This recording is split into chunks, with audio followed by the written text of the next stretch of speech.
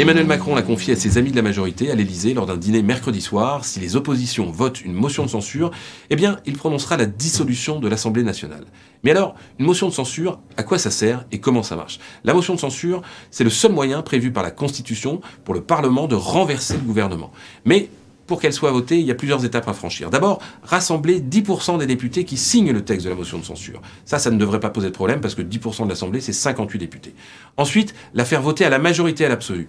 Et là, c'est là que ça se complique. La majorité absolue, c'est 289 députés. Regardez la composition actuelle de l'Assemblée nationale.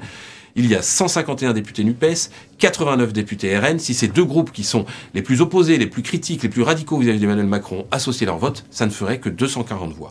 Pour que la motion de censure soit adoptée, il faudrait que LR apporte ses voix. Mais ça, c'est peu probable. Pourquoi? Parce que à cette question arithmétique s'ajoute une question politique. Qui est l'auteur de la motion de censure? Si c'est la NUPES qui dépose le texte, le Rassemblement national a déjà prévenu qu'il était prêt à le voter.